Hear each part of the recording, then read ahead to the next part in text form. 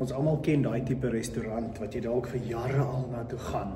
En op 'n dag gaan jy en jou gesin dalk uit en kom jy agter maar die diens is nie meer dieselfde nie, die kos is nie meer so lekker nie, die prys is dalk nou skielik baie hoër en niks is net meer lekker daar nie.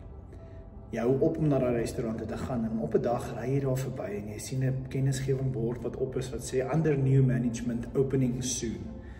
Ons verwagting van 'n plek wat onder nuwe bestuur is dat dit beter, vinniger, lekkerder, dalk ook goedkoper sal wees. Op die ou end, die groot prentjie is under new management beteken mos beter. Nou ek en jy as gelowige is ook under new management. Ons is onder nuwe bestuur en hierdie nuwe bestuur beteken dan ook beter en anders. Kolossense 1 vers 3 tot 12 lees ons waar Paulus skryf en hy gee die gemeente soveel komplimente oor hulle nuwe manier van leef, die liefde wat hulle uitleef, die hoop wat hulle na die wêreld toe bring en wat hy ook in hulle self kan sien. En ons lees in Kolossense dat Paulus prys hulle vir hierdie nuwe manier van glo, die evangelie uitleef en bestaan.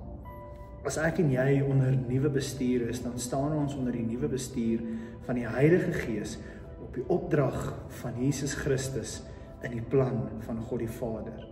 En daarom is dit so belangrik dat ons na ons eie lewens ook moet kyk en vir onsself moet afvra, lewe ons asof ons onder nuwe bestuur is? Want as ons dan so lewe, dan moet die prentjie wat ons na buitentoe gee ook 'n beter een wees. Dit moet 'n verhaal van hoop wees. Dit moet 'n verhaal van liefde wees wat die wêreld daar buite in ons kan sien. So ek wil hierdie week kom bemoedig. Leef asof jy onder nuwe bestuur is.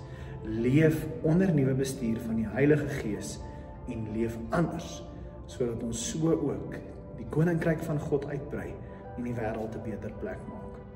Mag jy 'n wonderlike week verder hê.